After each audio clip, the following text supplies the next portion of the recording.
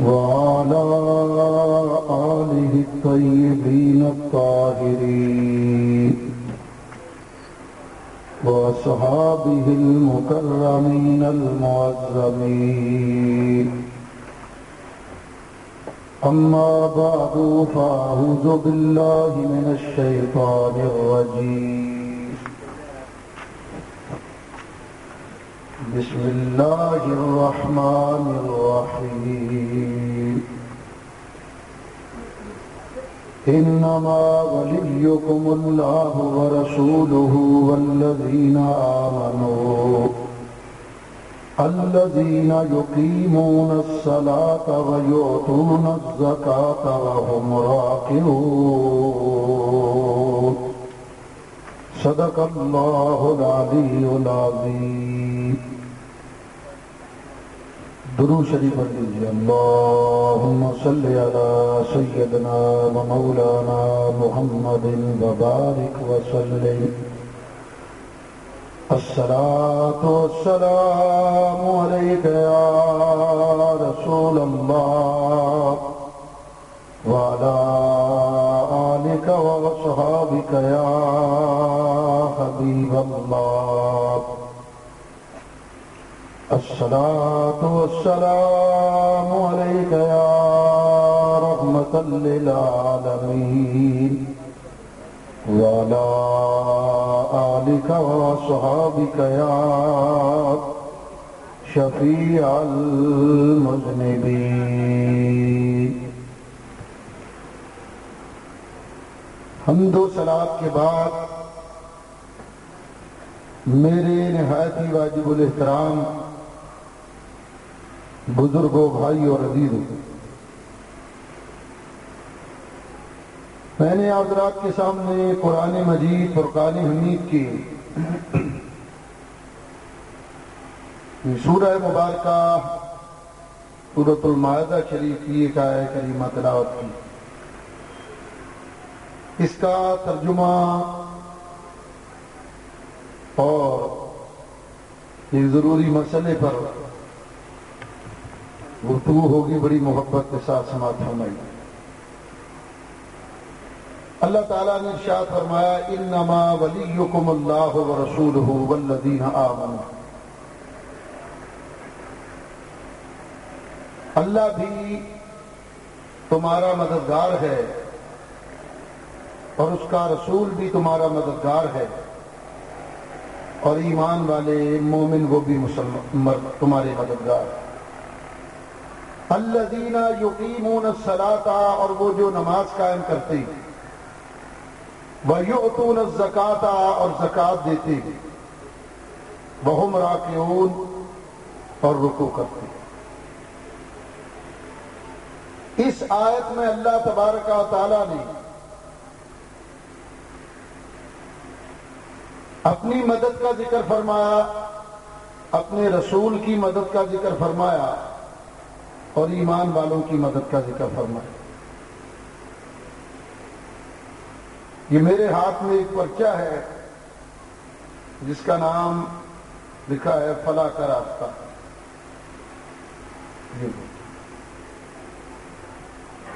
یہ جنہوں نے لکھا ڈاکٹر مسعود الدین عثمانی. ایک فرقہ ہے توحیدی جماعت المسلمین، یہ اس فرقے کے بانی ہیں. یہ ڈاکٹر صاحب تو جہانی ہو گئے، لیکن ان کے چیلے چانٹے ہیں کوئی محمد سعید احمد صاحب. انہوں نے یہ پرچہ چھاپا ہے اور اس کے پیچھے انہوں نے آخری صفحے پر 10 سوالات قائم کیے ہیں اہل سنت کے عقیدے. میں یہ چاہتا ہوں کہ ان سوالوں کا جواب آج انشاءاللہ.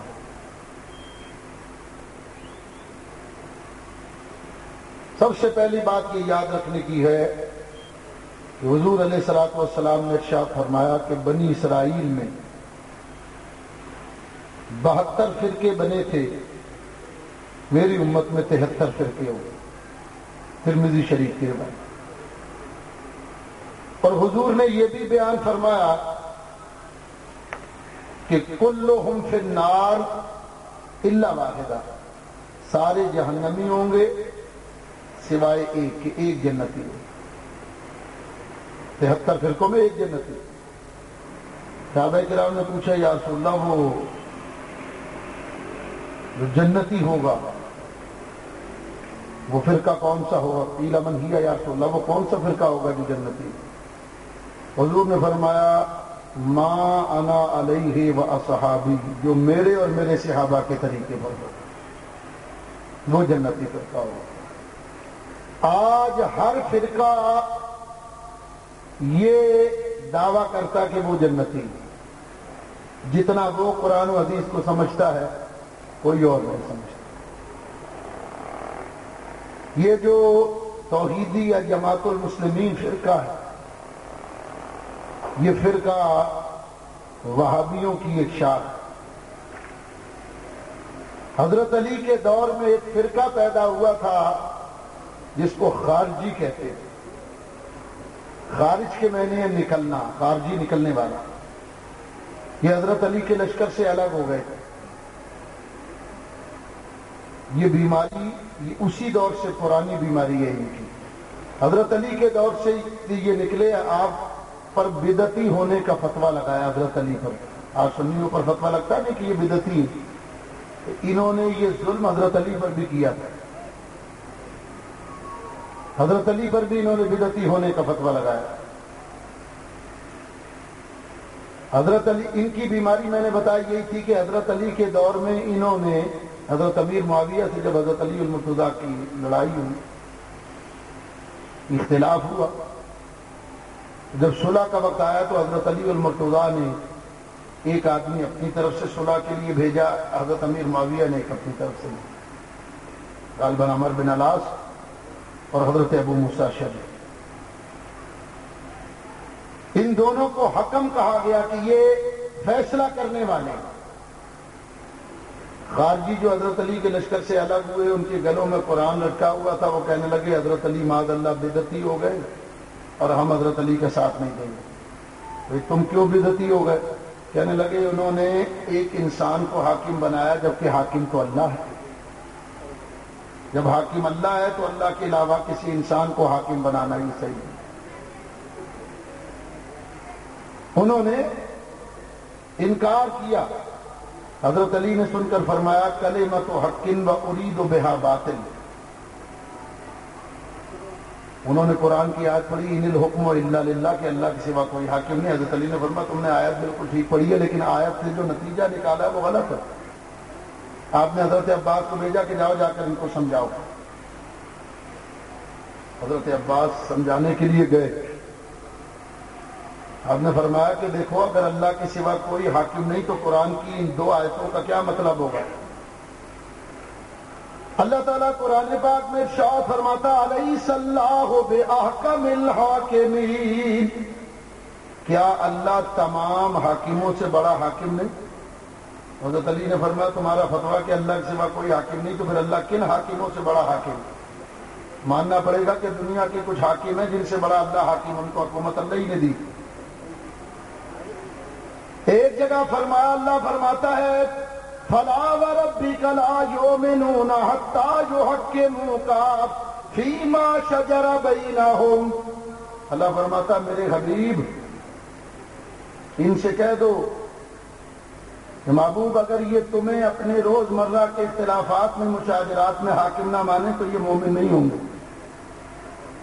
حضور کو اللہ نے حاکم بنایا، ماننا پڑے گا کہ اور بھی دنیا کے لوگ حاکم ہیں جنہیں اللہ تعالیٰ نے حاکم بنایا۔ جب اس طرح کی دلائل آپ نے دی، ان کی بھی بیماری ہے، کہتے ہیں اللہ کے سوا کوئی مشکل حل نہیں کر سکتا، اللہ ہی مشکل کشا ہے، مددگار۔ حالانکہ اللہ نے دنیا میں بھی مددگار بنائے۔ یہ تو بات آگے بڑھے گی تو میں بات کروں گا۔ ان کی بھی بیماری وہی تھی، ان کی بھی، کیونکہ ٹولہ ایک ہی تھا، خارجی۔ حضرت عباس نے جب ان کو سمجھایا تو نتیجہ یہ نکلا کہ وہ 6-7 ہزار تھے، ان میں سے کچھ ہزار واپس آ گئے، مسلمان ہو گئے۔ حضرت علی نے فرمایا اب لڑو ان بے ایمانوں سے۔ حضور پاک نے فرمایا تھا مسجد نبوی صحیح بخاری شریف کے اندر حدیث ہے کہ حضور مسجد نبوی شریف کے اندر حضور علیہ السلام مال غنیمت تقسیم کر رہے ہیں. ایک آدمی مسجد کے سامنے سے گزرا جس کا نام تھا ذو الخویسرہ یا ہرقوس بن زہیر. اس نے دیکھ کر کہا اے محمد صلی اللہ علیہ وسلم آپ عدل نہیں کر رہے, عدل سے کام لیں. حضور علیہ السلام جلال میں آئے, فرمایا کہ اگر میں عدل نہیں کروں گا تو روئے زمین پر کون عدل کرے؟ میرے سوا کون عدل کرنے والا ہے؟ اللہ نے مجھے ہی عدل کرنے کے لیے بھیجا. حضرت عمر برابر بیٹھ گئے, یا رسول اللہ مجھے حکم دے, ابھی اس بے ایمان کی گردن اڑاتا. حضور نے فرمایا عمر ابھی اس کا وقت نہیں آیا. حضور نے فرمایا اس کی نسل سے لوگ نکلتے ہی رہیں گے یہاں تک کہ اس کی نسل کا آخری گروہ دجال کے ساتھ ہوگا. حضور نے ان کی نشانی بیان فرمایا یہ سر مڈائیں گے, داڑیاں بڑھائیں گے. فرمایا ان کے پاجامے آدھی پنڈلیوں تک ہوں گے. یہ قرآن پڑھیں گے لیکن قرآن ان کے حلق سے نیچے نہیں اترے گا. یہ صحیح بخاری پڑھ کر دیکھو حدیث سے. قرآن ان کے حلق سے نیچے نہیں اترے گا اور یہ دین سے ایسے نکل جائیں گے جیسے کمان سے تیر نکل جاتا ہے. اور حضور فرماتے ہیں کہ جس طرح نکلا ہوا تیر واپس نہیں لوٹ سکتا اسی طرح یہ بھی دین میں واپس نہیں. ایک حدیث میں فرمایا کہ یہ میری حدیثیں بھی پڑھا کریں گے, حدیث میں کلام کریں گے. یقولون من قول خیر البریہ, حدیث کے الفاظ کہ یہ حدیث میں کلام کیا کریں گے. آج یہ کرتے ہیں یا نہیں؟ ہم کہتے ہیں میلاد کرنا چاہیے, کہتے ہیں کس حدیث میں ہے؟ ہم کہتے ہیں نبی پاک علیہ السلام کو اللہ نے علم غیب عطا کیا, کہتے ہیں کس حدیث؟ بات پہ حدیث مانگتے ہیں یا حدیث دکھاؤ. حضور نے ان کی ایک ایک نشانی اور ان کا وطن تک حضور نے بتایا. صحیح بخاری شریف میں کتاب الفتن دیکھ لو. حضور صحابہ کے ساتھ موجود ہیں, شام, یمن اور نجد کے لوگ آئے. شام والوں نے کہا یا رسول اللہ آپ ہمارے شام کے لیے برکت کی دعا فرمائیے. حضور علیہ السلام نے دعا مانگی اللہم بارک لنا فی شامنا. حضور نے دعا مانگی یا اللہ ہمارے لیے ہمارے شام میں برکت فرما. پھر دعا مانگی اللہم بارک لنا فی یمننا. یا اللہ ہمارے لیے ہمارے یمن میں برکت فرما. نجد کے لوگ نجدی کھڑے ہوئے, وفی نجدنا یا رسول اللہ, یا رسول اللہ نجد میں بھی تو برکت کی دعا فرمائیے. حضور خاموش ہو گئے. پھر حضور نے شام اور یمن میں برکت کی دعا مانگی نجد کے لیے. وہ پھر کہتے یا رسول اللہ ہمارے نجد کے لیے. اسی طرح ہوا کئی بار. آخر میں حضور نے فرمایا هناك الزلازل والفتن وبها يطلع قرن الشیطان. حضور فرماتے ہیں میں اس جگہ کے لیے کیسے دعا مانگوں جہاں پر فتنے ہوں گے, زلزلے ہوں گے اور جہاں سے شیطان کا سینگ نکلے گا. شارحین فرماتے ہیں کہ 12ویں صدی میں اختتام پر محمد بن عبد الوہاب نجدی, جس سے وہابی شروع ہوئے, وہ نکلا. شیطان کا سینگ قرار دیا انہوں نے. سینگ سب سے زیادہ سخت ہوتا ہے جانور کے جسم میں. ان کو شیطان کا سینگ اس لیے کہا گیا کہ یہ بھی فتویٰ لگانے, مشرک اور بدعتی کہنے میں بڑے پکے اور سخت. شرک سے نیچے تو بات ہی کوئی نہیں کرتے, ان کے بعد عہدہ ہی کوئی نہیں ہے دینے کے لیے. سب سے پہلا عہدہ جو دیں گے وہ 17 گریڈ کا شرک. ان کا 17 گریڈ سے اوپر ان کے بعد عہدہ ہی کوئی نہیں. 17 گریڈ سے 16 گریڈ پر آئیں گے تو بدعتی. میرے دوستوں, بزرگوں, عزیزوں, ان کی ایک ایک نشانی حضور نے بیان فرمائی. اور حضور نے فرمایا جو ان لوگوں کو قتل کرے گا وہ میری امت کا بہترین گروہ ہوگا جو قتل کرے گا. ہماری فوج بہترین ہے جو ان کو مار رہی ہے. اس دور میں قتل کیا گیا بہترین لوگ تھے. حضرت علی نے قتل کیا, آپ کے لشکر نے قتل کیا, بہترین لوگ تھے جنہوں نے قتل کیا ہے. خارجیت کی پہچان کے عنوان سے کسی اور موقع پر تقریر کریں گے, لیکن میرا موضوع وہ نہیں. میں صرف ان کا تھوڑا سا تعارف کرا رہا ہوں. ان کی بیماری یہ ہے کہ اللہ قرآن کریم میں جو آیتیں بتوں کے لیے اتارتا ہے وہ یہ آیتیں نبیوں ولیوں پر پڑھتے ہیں۔ اللہ بتوں کے بارے میں کہتا ہے بت عاجز اور کمزور ہے، یہ کہتے ہیں نبی ولی عاجز اور کمزور ہے۔ اللہ بتوں کے بارے میں فرماتا کہ وہ غافل ہے، وہ سنتے ہی نہیں، یہ نبیوں ولیوں کے بارے میں کہتے ہیں وہ غافل ہیں، وہ سنتے ہی نہیں۔ اللہ بتوں کے بارے میں کہتا کہ وہ کھجور کے چھلکے کے بنانے کا بھی اختیار نہیں رکھتے، یہ نبیوں ولیوں کے بارے میں کہتے ہیں وہ کھجور کا چھلکا بنانے کا بھی اختیار نہیں رکھتے۔ اللہ بتوں کے بارے میں کہتا ہے کہ وہ مدد نہیں کر سکتے، یہ نبیوں ولیوں کے بارے میں کہتے ہیں کہ وہ مدد نہیں کر سکتے۔ یہ ہے ظلم اس دور کا۔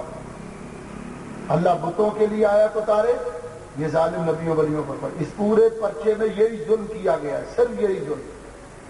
پہلے تو میرا دل چاہتا تھا کہ اس میں جواب دینے والی ہے بات کون سی جو اس کا جواب دیا جائے، پھر مجھے خیال آیا کہ عوام بھی تو ہے جو اس پرچے کو پڑھے گا وہ کہیں گمراہ نہ ہو اس پرچے کو پڑھ کر،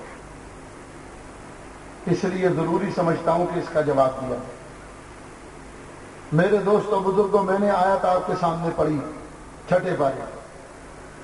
اللہ فرماتا انما ولیکم اللہ ورسولہ والذین آمنوا، بے شک اللہ بھی تمہارا مددگار، اس کا رسول بھی تمہارا مددگار، اور اللہ کے ایک مومن بندے بھی مددگار۔ یہ آیت ہے قرآن کی۔ اس پرچے میں یہی 10 سوال پیچھے لکھے گئے۔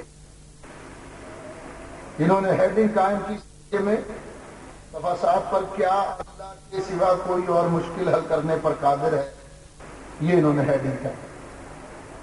مطلب یہ کہ اللہ کے سوا کوئی مشکلیں حل کر سکتا، مدد کر سکتا نہیں۔ میرا سوال صرف بنیادی اور سیدھا سا، زیادہ ٹیپیکل بھی نہیں، تمہیں عقل کے گھوڑے دوڑانے کی ضرورت نہیں، ٹیپیکل معمولی سا، کوئی ٹیپیکل سوال نہیں، معمولی سا سوال۔ اگر اللہ کے سوا کوئی مددگار نہیں تو اللہ نے پھر اس آیت کے اندر انما ولیکم اللہ ورسولہ والذین آمنوا اپنی بعد 2 مددوں کا ذکر اور کیوں فرمایا؟ سوچو یہ بات اس جگہ بھی تو ختم ہو سکتی تھی، انما ولیکم اللہ، بے شک اللہ تمہارا مددگار، بات ختم، دیٹس آل، ٹھیک ہے یا نہیں؟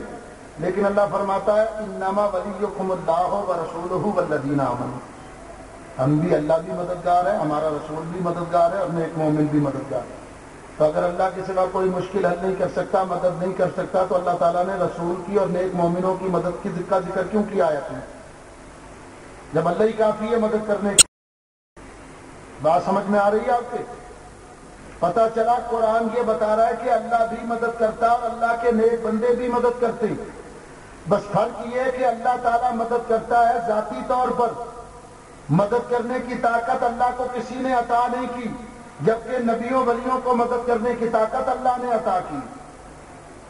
اللہ کے پاس جو مدد کرنے کی طاقت ہے اللہ سے کوئی چھین نہیں سکتا، نبیوں ولیوں کے پاس مدد کرنے کی جو طاقت ہے اللہ جب چاہے ان سے چھین لے، جب چاہے لے لے۔ اللہ تعالیٰ جو مدد کرتا ہے، اللہ تعالیٰ کو مدد کرنے کا اختیار کسی نے نہیں دیا، اس کا اپنا ہے۔ نبیوں ولیوں کو مدد کرنے کا اختیار اللہ نے دیا۔ اللہ تعالیٰ مدد کرتا ہے واجب الوجود ہونے کے اعتبار سے۔ واجب الوجود کہتے ہیں کہ جو کسی کے بنانے سے نہ تو بنے اور نہ مٹانے سے مٹے، اللہ کو کسی نے نہیں بنایا اور اللہ کو کوئی نہیں مٹا سکتا۔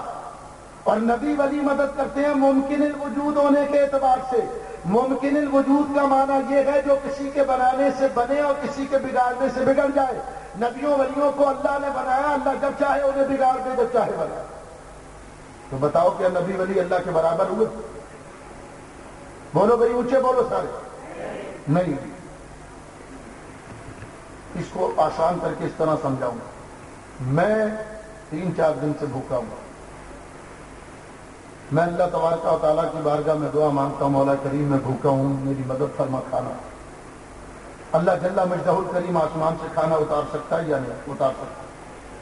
یہ میں نے اللہ سے مدد مانگی، لیکن یہی مدد میں کسی انسان سے مانگ لوں، کاشف صاحب بیٹھے، ان سے میں کہوں بھائی میں بھوکا ہوں مجھے کھانا کھلا، یہ مجھے کھانا کھلا دے، تو کیا میں مشرک ہو گیا؟ میں نے جب ان سے مدد مانگی تھی، ان کو خدا سمجھ کر نہیں مانگی تھی، جب اللہ سے مانگی تھی تو معبود سمجھ کر مانگی تھی، ان سے مدد مانگی تھی تو اللہ کا بندہ سمجھ کر، اللہ سے مدد مانگی معبود سمجھ کر، ان سے مدد مانگی ذریعہ اور سبب سمجھ کر، اللہ سے مدد مانگی اصل سمجھ کر، تو مجھے بتاؤ یہی طریقہ اگر نبیوں ولیوں کے لیے ہو کہ ان کو اللہ کا بندہ سمجھ کر مدد مانگی جائے، اللہ کی مدد کا ذریعہ اور سبب سمجھ کر مدد مانگی جائے، تو شرک کیسے ہو؟ کوئی مسلمان دنیا کا کتنا ہی گناہگار کیوں نہ ہو، وہ نبیوں ولیوں کو خدا نہیں سمجھتا۔ ہم کہتے ہیں اللہ تعالیٰ تمام طاقتوں کا مالک اللہ، نبیوں ولیوں کے بعد جتنی طاقتیں وہ سب اللہ کی دی ہوئی، نبی ولی اللہ تعالیٰ کے مقابلے میں عاجز کمزور ہیں، اللہ کے مقابلے میں اللہ تعالیٰ ان کا رب ہے، معبود ہے، وہ اللہ کے بندے ہیں۔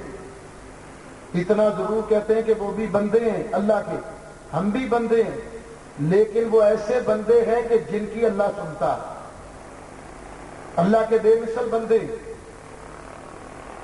ہم نے اپنا عقیدہ اہل سنت کا پیش کر رہا ہوں کیونکہ میں نے آگے مسئلہ کرنا ہے۔ تو مدد کے بارے میں ہمارا عقیدہ کیا ہے کہ حقیقی طور پر مدد کرتا اللہ، مجازی طور پر مدد کرتے ہیں اللہ کے بندے۔ یہ عقیدہ ہے ہمارا مدد کے بارے میں۔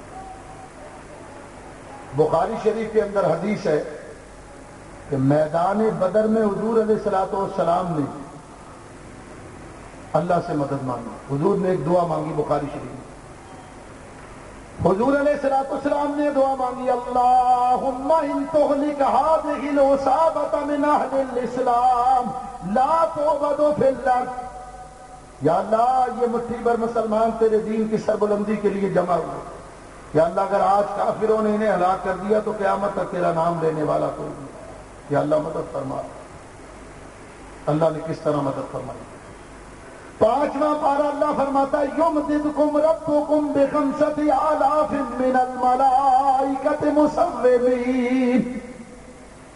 اللہ فرماتا ہم نے 5000 فرشتوں کے ساتھ اپنے محبوب کی مدد فرمائی، 5000 فرشتے بھیجے مدد کرنے کے لیے۔ میرا سوال صرف اتنا سا ہے، حضور نے فرشتوں سے مدد مانگی تھی یا اللہ سے؟ بولو، فرشتوں کی مدد مانگی تھی یا اللہ کی؟ اللہ کی۔ اللہ سے مدد مانگی، اللہ کی مدد مانگی، فرشتوں سے مدد نہیں مانگی، فرشتوں کی مدد نہیں مانگی، ٹھیک ہے یا نہیں؟ تو جب مدد اللہ کی مانگی، اللہ سے مانگی، تو پھر اللہ نے فرشتوں کو کیوں بھیجا مدد کی؟ بات سوچو۔ یہ حضور نے تو مدد اللہ سے مانگی تھی نا۔ میں یہاں پر اللہ سے مدد مانگوں کہ یا اللہ 5000 روپے کی ضرورت ہے، یا اللہ مدد۔ ایک آدمی اٹھ کر آ جائے مجمع سے مجھے 5000 دے، میں کہوں گا بھائی میں نے تجھ سے تو نہیں مانگے، میں نے تو اللہ سے مانگے، تو کیوں دے؟ وہ کہ مول صاحب نوٹوں سے کام کرو، یہ بات کیوں کرتے؟ آپ کو تو نوٹوں سے کام ہے نا بھائی، میں دے رہا ہوں۔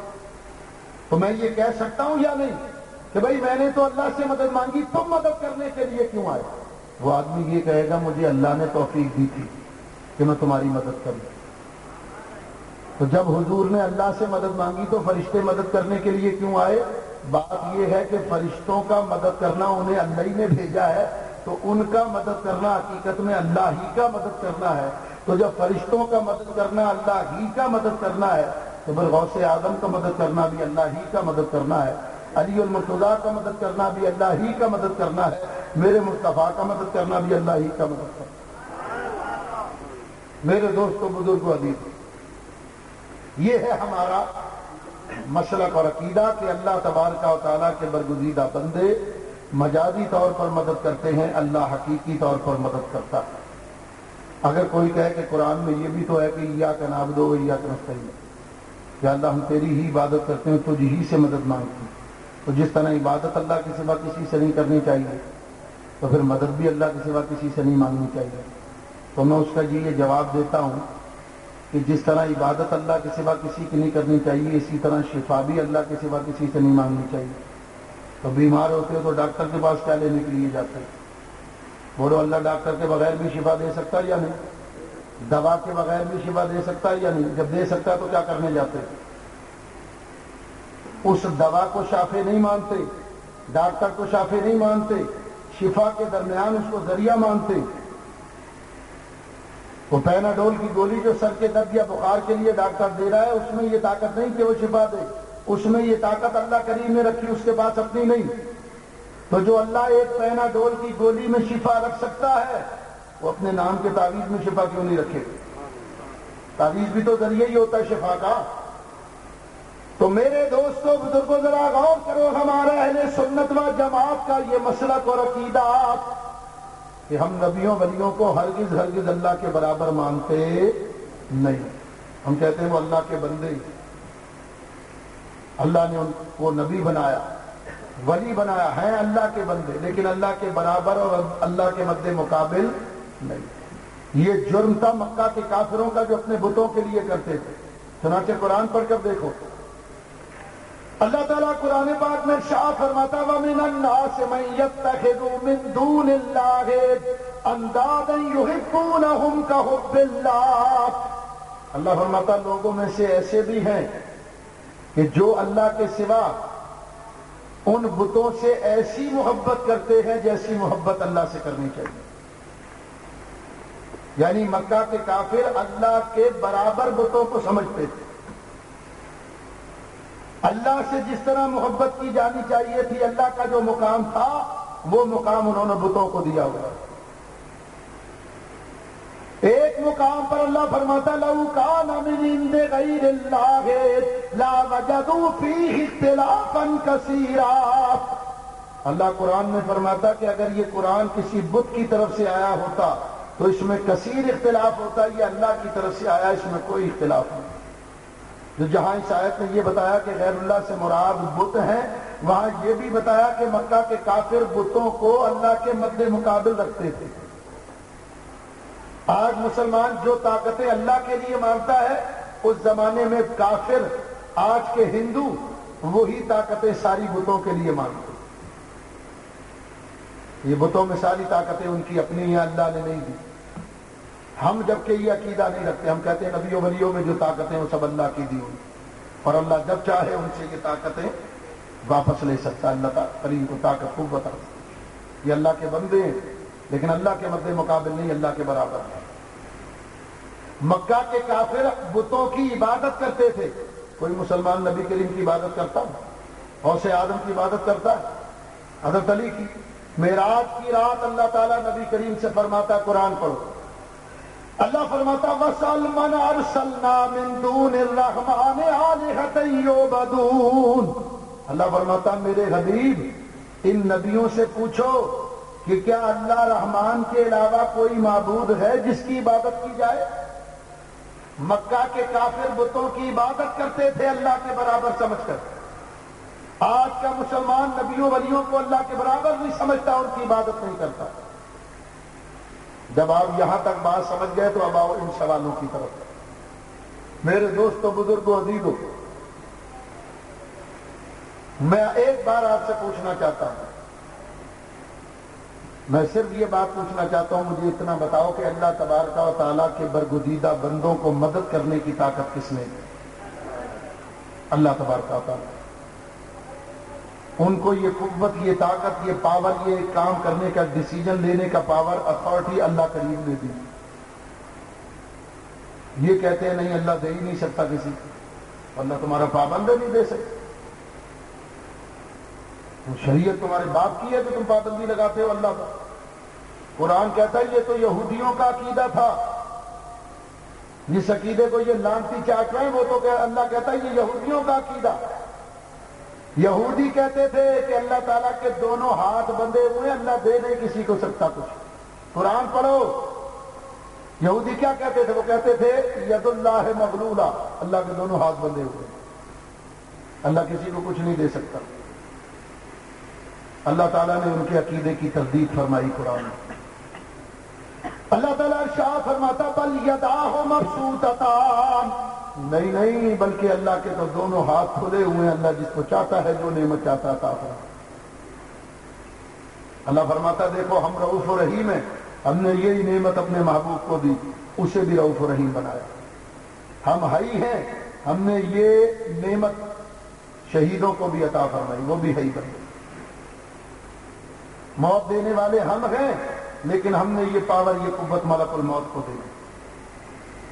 دے دینے سے مطلب یہ کہ یہ نہیں کہ اللہ تعالیٰ کے پاس اب نہیں ہے، اللہ نے عطا فرما دی وہ پاور، اللہ کے پاس مستقل اپنی، اللہ نے اپنے بندوں کو بھی یہ قوت دے دی۔ ایک آیت میں فرمایا اللہ یتوفی الانفس حین موتہا، اللہ ہی موت دیتا ہے۔ دوسری جگہ فرمایا قل یتوفاکم ملک الموت الذی وکل بکم، حبیب تم فرما دو کہ تمہیں ملک الموت موت دے۔ ایک جگہ فرمایا یہب لمن یشاء اناثا ویہب لمن یشاء الذکور، اللہ جس کو چاہتا لڑکا دیتا، جس کو چاہتا لڑکی۔ اور دوسری جگہ سورہ مریم میں فرمایا جبریل کے بارے میں انما انا رسول ربک لاہب لک غلاما زکیا، جبریل کہتے ہیں مریم میں تیرے رب کا بھیجا ہوا ایلچی ہوں، میں تجھے پاکیزہ لڑکا دینے کے لیے آیا۔ تو معلوم ہوا اللہ کے پیاروں کے بعد جو طاقتیں ہیں، قدرتیں ہیں، وہ سب اللہ کی دی ہوئی ہم مانتے ہیں، انہیں اللہ کے برابر نہیں سمجھتے۔ اب یہاں انہوں نے مفروضہ کیا قائم کیا، انہوں نے ہم پر زبردستی ایک عقیدہ ٹھونس دیا۔ ہم کہتے ہیں 1000 بار لعنت ہے، سنی زور سے کہہ دو 1000 بار لعنت ہے ان پر، پوچھے بولو اور زور سے، اور زور سے۔ انہوں نے ایک زبردستی عقیدہ ہم پر ٹھونس دیا، کیا کہتے ہیں کہ یہ سنی تو نبیوں کو ولیوں کو اللہ کے برابر مانتے ہیں۔ ہم کہتے ہیں لعنتیوں تمہیں قیامت تک کا ٹائم ہمارے کس عالم دین میں عقیدہ لکھا لاؤ دکھاؤ۔ جھوٹوں کے لیے اسی لیے تو اللہ نے فرمایا لعنت اللہ علی الکاذبین، جھوٹوں پر اللہ کی لعنت۔ یہ لکھتے ہیں کہ ایک شخص کو کسی مشکل کا سامنا ہے، وہ چاہتا ہے کہ میری مشکل دور ہو، وہ اللہ کے سوا کسی دوسری ہستی کو پکارنا چاہتا ہے جو اس کی مشکل دور کر دے۔ یہ ہے بنیادی غلطی جو یہاں انہوں نے کی۔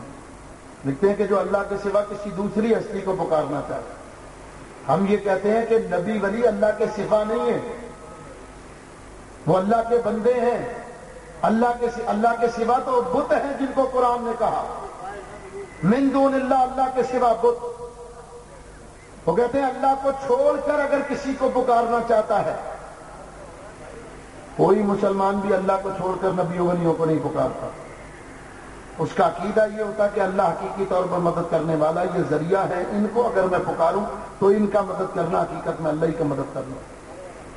مشہور حدیث ہے طبرانی میں، کنز العمال میں، دیگر اور کتابوں میں، حضور علیہ الصلوۃ والسلام نے ارشاد فرمایا کہ جب کوئی آدمی سفر پہ جا رہا ہو جنگل میں اور راستہ بھول جائے تو وہ کیا کہے؟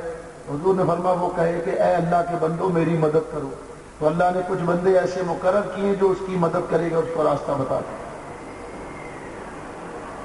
شعب الایمان امام بیکی میں روایت ہے، حضرت امام احمد ابن حنبل آپ فرماتے میں حج کے لیے جا رہا تھا، راستہ بھول گیا تو میں نے پکارا کہ اللہ کے بندو میری مدد کرو، تو مجھے مکہ کا راستہ نظر آنے۔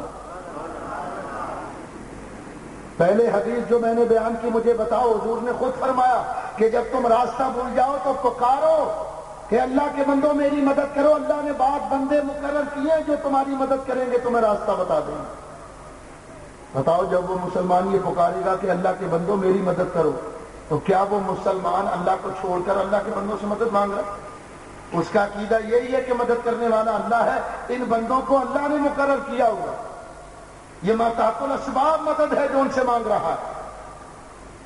میرے دوستو بزرگوں عزیزوں، کہتے ہیں اگر اللہ کے سوا کوئی اور ہستی مشکل حل کر سکتی ہے تو بتائیے کہ سائل اور مشکل کشا کے درمیان ہزاروں میل کی دوری پر وہ زندگی میں یا زندگی کے بعد قبر میں آواز سن سکتا ہے یا نہیں؟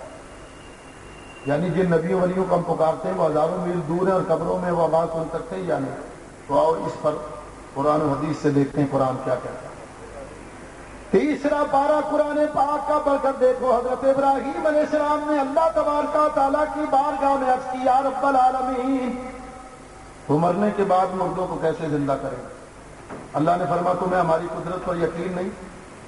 قال بلا ولکن لیطمئن قلبی، یا اللہ میں اطمینان قلبی کے لیے بات کرتا ہوں۔ اللہ فرماتا فخذ اربعۃ من الطیر، تم 4 پرندے دے، مور، بطخ، مرغ، کبوتر، یہ کوا، آپ نے 4 پرندے لیے۔ اللہ نے فرمایا ان کو پالو، مانوس کرو، یہ تمہیں پہچاننے لگیں، تمہارا اشارہ سمجھنے لگیں۔ یا اللہ اب کیا حکم ہے؟ اللہ نے فرمایا اب ان کو ذبح کر دو۔ یا اللہ جی تیری قدرت، جب ان کو ذبح ہی کرنا تھا تو پالنے کا کیا مقصد؟ یہی تو سمجھانا ہے۔ نبی ولی جن اللہ کے ولیوں سے مدد مانگتے ہیں، جن کو پکارتے ہیں، سنی جن نبیوں ولیوں سے مدد مانگتے ہیں، جن کو پکارتے ہیں، وہ اللہ کے محبوب اور اللہ کے پیارے ہیں۔ نبی ولی ان سے محبت کرتے ہیں، وہ ان سے محبت کرتے ہیں۔ ذبح کرنے کا مقصد یہ تھا کہ ابراہیم ان پرندوں کو ذبح کرو، یہ تمہیں پہچانتے ہیں، تاکہ یہ قیامت تک کے لیے سنیوں کو عقیدہ بھی مل جائے کہ نبی ولی سنیوں کو پہچانتے ہیں تو سنی ان کو مدد مانگتے ہیں وفات کے بعد۔ تو جب یہ پرندے تمہیں پہچانتے ہیں، تم نے ذبح کر دیا، تو ہم ثابت کریں گے جس طرح یہ پرندے تمہیں پہچانتے ہیں، تم انہیں پکارو گے وہ تمہارے پاس آ جائیں گے، اسی طرح سنی ولی نبی ولی کو پکارتے ہیں، وہ انہیں پہچانتے ہیں، تو وہ جب پکاریں گے مدد کو آئیں گے۔ میرے دوستو، بزرگ عزیزو، سنو بات، آگے چلیں۔ اللہ نے فرمایا انہیں ذبح کرو، ابراہیم علیہ السلام نے ذبح کیا۔ یا اللہ کیا حکم؟ اللہ فرماتا ہے کہ ان کا قیمہ بناؤ۔ آپ نے وہ سارے ان کے سرور جو تھے وہ اپنے بارک لی اور قیمہ بنا دیا۔ یا اللہ کیا حکم ہے؟ فرما قیمے کو آپس میں ملا دو۔ یہ تیسرا پارہ ہے قرآن کا، آپ نے خلق ملک کیا، سب کو ملا دیا۔ یا اللہ کیا حکم؟ فرما یہ قیمہ لے جاؤ اور وہ جو پہاڑ ہے نا ان پہاڑوں پر رکھ دو، تھوڑا تھوڑا سا قیمہ رکھ دیا، واپس آ گئے۔ یا اللہ کیا حکم ہے؟ فرما ان مردوں کو پکارو۔ ثم ادعوهن یاتینک سایہ، اے ابراہیم ان پرندوں کو پکارو، وہ تمہاری پکار کو سن کر دوڑے ہوئے آئیں گے۔ ابراہیم علیہ السلام نے یہ نہیں کہا یا اللہ کیسے دوڑے ہوئے آئیں گے، وہ سنیں گے کیسے؟ ان کے سر تو میرے پاس پڑے ہوئے، وہ سن کیسے سکتے ہیں اللہ؟ اور تیرا حکم ہے کہ میں ان کو پکاروں، تو یا اللہ کیسے پکاروں؟ وہ تو مرے ہوئے ہیں اور فتویٰ ہے کہ مرے ہوئے کو نہیں پکارنا چاہیے، تو یا اللہ وہ سنیں گے کیسے؟ کیسے آئیں گے؟ یہی تو اللہ نے کہا تھا کہ کیا تمہیں ہماری قدرت پر یقین نہیں ہے؟ تم کان سے سنتے ہو، میں اللہ اس کا پابند نہیں ہوں، میں چاہوں تو بغیر کان کے بھی سنوا سکتا ہوں۔ ابراہیم علیہ السلام نے پکارا یا طاؤس، اے مور۔ جب مور کو پکارا، وہ کئی میل دور جو اس کا گوشت پہاڑ پر پڑا ہوا، وہ چاروں پہاڑوں سے گوشت ایک جگہ جمع ہوا، مور دوڑتا ہوا اس کے پاس آ۔ یہ مور کو اتنی دور سے آواز سنوا کس نے دی مرنے کے بعد؟ سارے بولو بھائی۔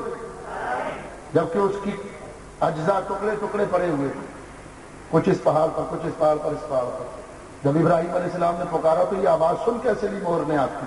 سر تو آپ کے پاس پڑا ہوا، اور پھر اس کو کیسے پتا چلا کہ ابراہیم علیہ السلام بلا رہے ہیں؟ پھر اس کو یہ کیسے پتا چلا کہ وہ اسی سمت میں کھڑے ہیں، میں نے دوڑ کر اسی طرف جانا ہے؟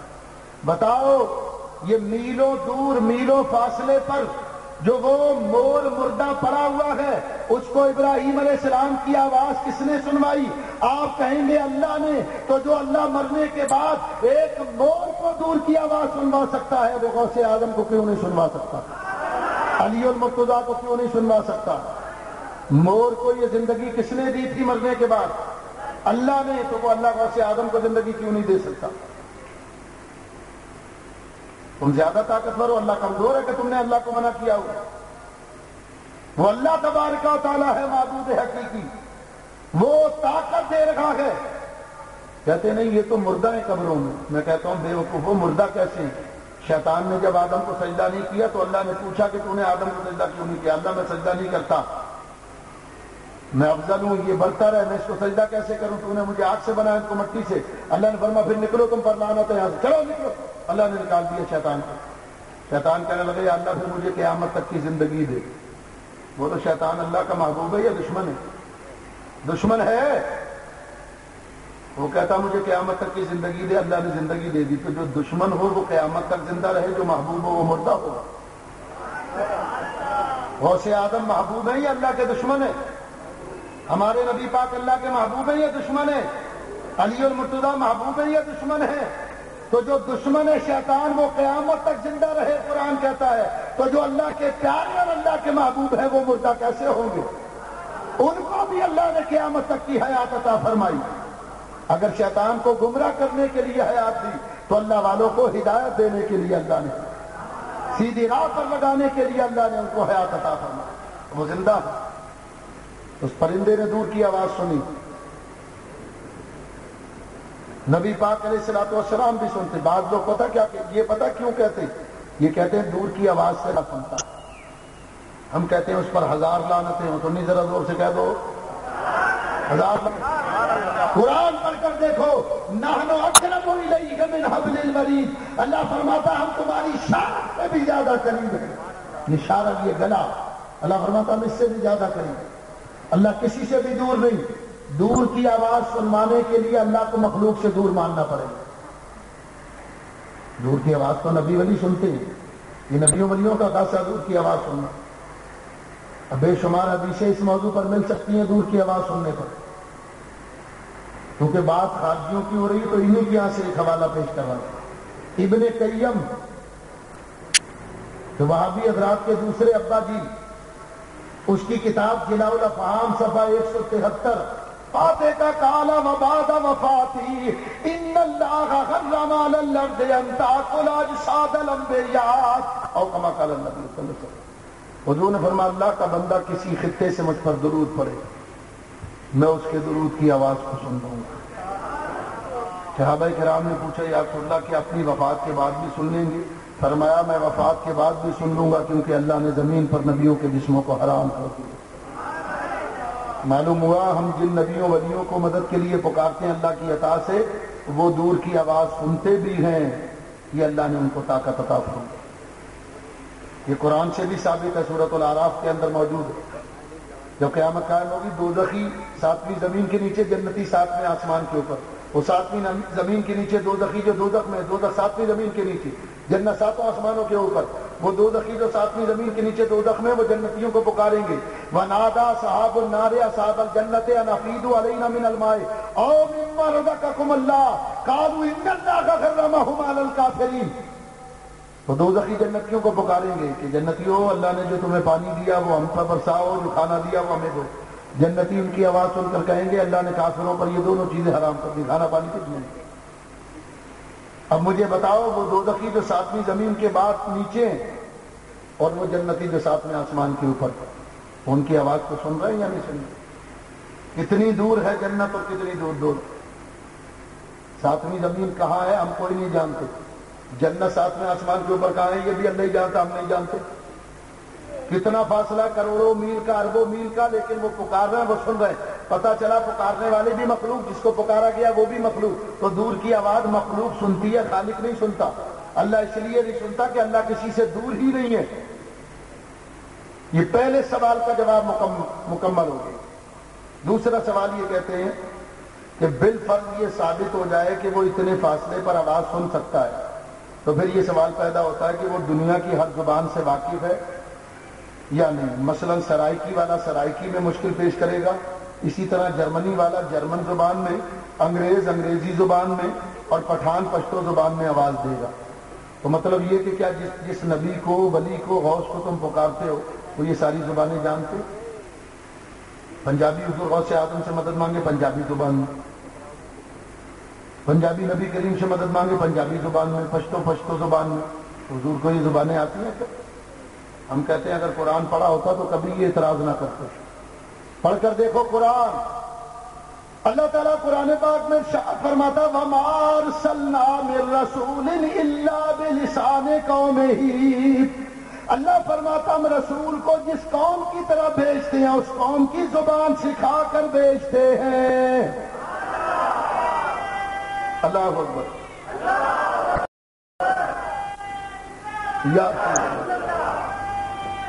یا غوث اعظم. اللہ فرماتا ہم رسول کو زبان سکھا کر بھیجتے.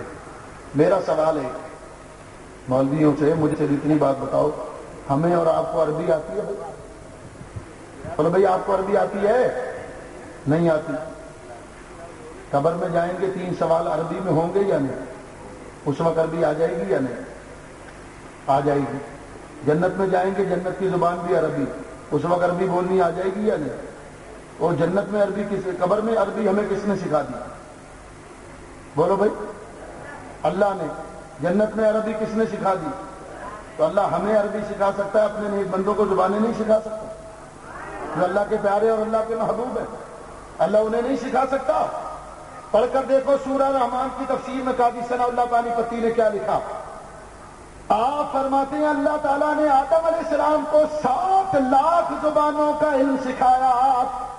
7 لاکھ زبانیں جانتے تھے آدم علیہ السلام. اور آدم علیہ السلام کا ہمارے نبی سے رشتہ کیا؟ اول کان نائب صلی اللہ علیہ وسلم و آدم خلیل علیہ السلام.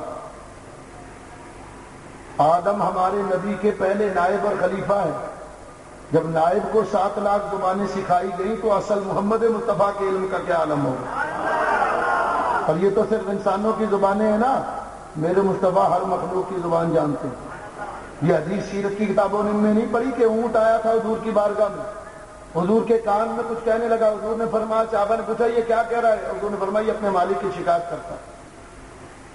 بخاری شریف میں حضور مسجد نبوی میں بیٹھ کر واز کر رہے ہیں، کھجور کا ایک سوکھا ہوا تنا وہ رونے لگا. حضور ممبر سے اترے، اس تنے کو اس طرح اپنی گود میں لے لیا، کان لگائے. صحابہ کرام نے فرمایا یا رسول اللہ یہ کیا کہہ رہا ہے؟ حضور فرماتے میں نے پوچھا تو کیوں رو رہا؟ کہنے لگا یا رسول اللہ پہلے آپ مجھ سے ٹیک لگا کر واز کرتے تھے، اب آپ نے ٹیک لگانا چھوڑ دیا تو میں رو رہا ہوں. ہمارا نبی درختوں کی زبانیں بھی جانتا ہے، جانوروں کی بولیاں بھی جانتے ہیں. میرے مصطفیٰ حدیث شریف بتا رہی اور لانتیو جہنمیو تم نے کس نبی کا کلمہ پڑھا؟ میرے دوستوں بزرگوں عزیزوں، دوسرے سوال کا جواب مکمل ہوا کہ اللہ والے اللہ کی عطا سے زبانیں جانتے. علامہ محمد بن عبد الباقی زرقانی شریف میں لکھتے ہیں کہ نبی کریم نے اپنے 4 صحابہ کرام کو 4 ملکوں میں تبلیغ کے لیے بھیجا. وہ صحابی جب اس ملک کی سرحد میں داخل ہوئے اس ملک کی زبان بولنا سیکھے. سرحد میں داخل ہوتے ہی انہیں اس ملک کی زبان آ گئی، لیکن تبلیغ ان کی زبان میں کرنی. بتاؤ ان 4 صحابیوں کو یہ زبانیں کس نے سکھائی؟ اللہ نے. تو اللہ جب صحابہ کو یہ زبان سکھا سکتا ہے تو اپنے غوث اعظم بھی اللہ کے پیارے ہیں، ولی ہیں، ان کو یہ اللہ زبان کیوں نہیں سکھا سکتا؟ معلوم ہو اللہ کے لیے تو ممکن. یہ دوسرے سوال کا جواب ہو گیا. یہ کہتے ہیں نا دور سے وہ سب کی زبانیں کیسے جانتی ہیں. تیسرا سوال یہ کرتے ہیں کہ اگر یہ بات بھی ثابت کر دی جائے کہ وہ ہستی ہر زبان سے واقف ہے تو پھر سوال پیدا ہوگا کہ اگر ایک لمحے میں سینکڑوں یا ہزاروں لوگ اپنی مشکل اس کے سامنے پیش کریں تو کیا وہ ان سب کی مشکلات اسی لمحے سن اور سمجھ لے گا یا اس کے لیے قطار بنانے کی ضرورت آئے گی؟ ہم کہتے ہیں قطار بنانے کی کوئی ضرورت نہیں ہے. جس نبی کو تم مانتے ہو نا اس کے لیے تم قطار بناؤ. ہم جس نبی کو مانتے ہیں اس کی طاقت تو خود قرآن و حدیث بیان کر رہے ہیں. سنو قرآن کیا طاقت بیان کرتا، حدیث کیا طاقت بیان کرتا.